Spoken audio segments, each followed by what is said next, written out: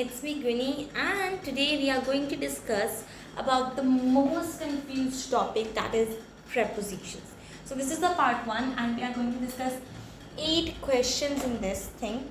So let's start with the number 1. The puppy was hiding dash the sofa. So you have here like behind. So मेरे को कई बच्चे पूछेंगे in front of, but what it said hiding.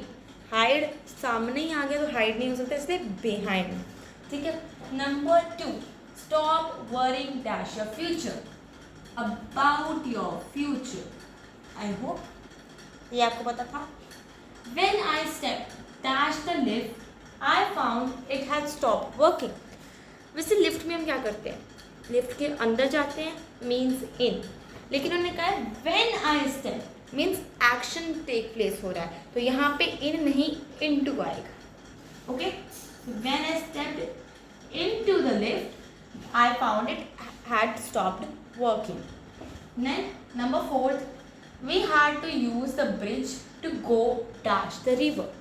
Now bridge river के कहाँ पे होता है, ऊपर होता है, अबव द रिवर.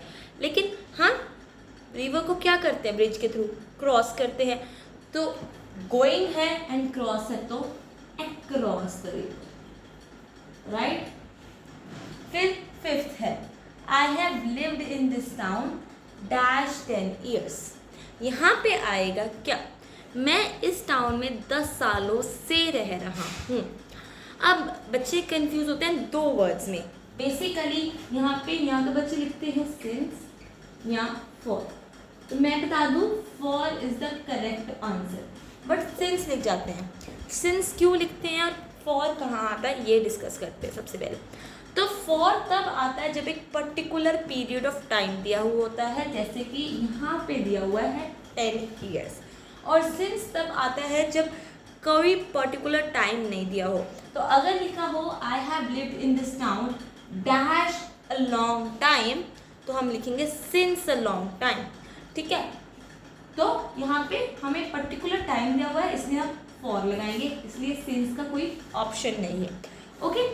अब आता है 6th one, please switch all the lights and fans when you leave the room.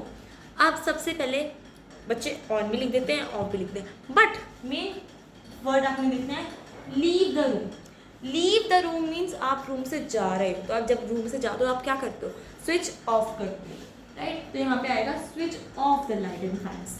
ठीक है. वैसे Ronnie is married dash my cousin. अब यहाँ पे भी 2 ऑप्शंस बनते हैं जो कि बच्चे कंफ्यूज कर जाते हैं. यहाँ तो बच्चे लिख जाते हैं विद, यहाँ लिख जाते हैं टू. तो इसका करेक्ट आंसर इज 2. इसका आंसर है 2. पर विद क्यों नहीं आएगा, विद इज उसके साथ, मैरिड टू उसके साथ, मैरिड टू, अब जैसे बॉर्न टू, मैरिड टू, ये सब के साथ टू आता है. ठीक है. विद, जैसे अभी आप देखोगे विद कैसे है, with is with mostly non living things के साथ यूज होता है. The gift came dash a birthday card, with a birthday card. यहाँ पे एक और लिख सकते हो लॉन्ग. दोनों ही पॉसिबल हैं एंड दोनों ही करेक्ट हैं.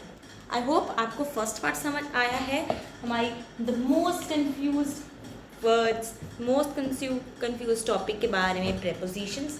फर्स्ट पार्ट इजी था, नेक्स्ट पार्ट में हम चलेंगे एडवांस लेवल पे. Thanks for watching and hit the like button. Tell me your queries which prepositions you find difficult, and we'll see you guys in the next one. Bye bye.